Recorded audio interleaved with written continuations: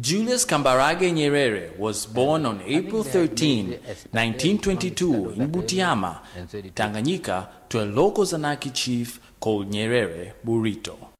At the age of 12, he began his education at the government primary school in Musoma, walking 26 miles each day to attend classes.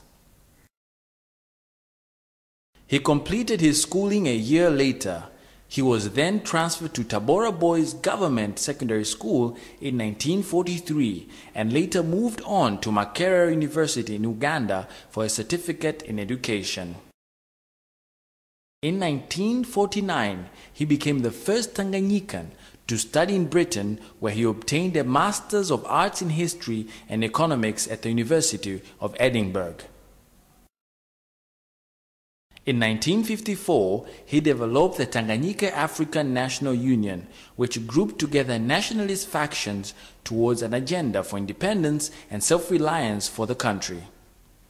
Nyerere was forced by the colonial authorities to choose between his teaching career and his interest in political activities. He was reported as saying that he was a schoolmaster by choice and a politician by accident. In due course, he entered the Legislative Council in 1958 to become the Chief Minister in 1960.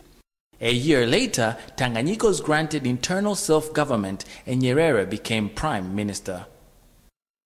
Nyerere's integrity, his ability as a political orator and organizer, and his readiness to work with different groupings was a significant factor to achieving independence without bloodshed. In this, he was helped by the cooperative attitude of the last British governor, Sir Richard Turnbull. Forever Tanganyika. God Save the Queen would be replaced by God Bless Africa.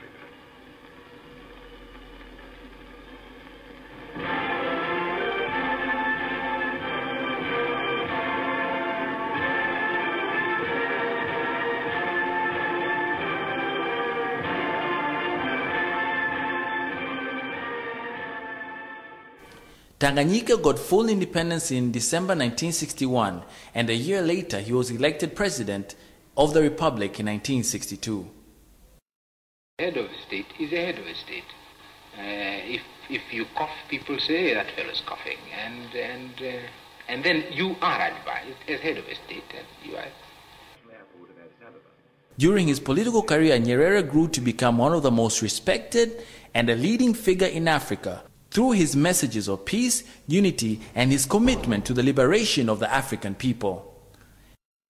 He was instrumental in the creation of the Organization of African Unity and made his country the headquarters of the liberation movements in the continent.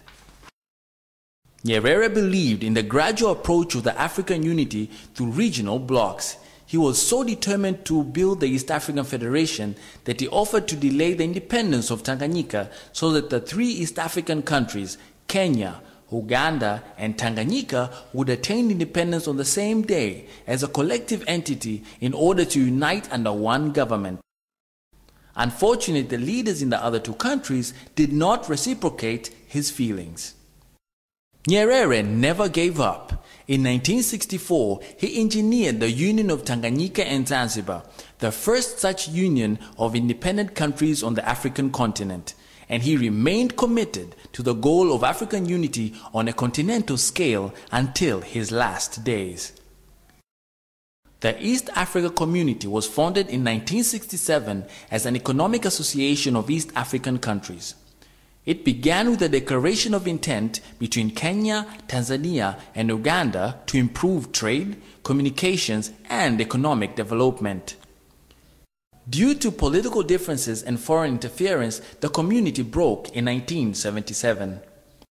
However, a new East African community, which includes Tanzania, Kenya, and Uganda, was officially relaunched in 1999 in Tanzania's northern town of Arusha. A few years later, Burundi and Rwanda also joined. As president, Nyerere had to steer a difficult course. By the late 1970s, Tanzania was one of the world's poorest countries. Like many others, it was suffering from a severe foreign debt, a decrease in foreign aid. The emerging of classes of the haves and the poor concerned him. Instead of leaders becoming servants, they developed the appetite for wealth. This led to Nyerere to come with a new policy to correct the growing gap.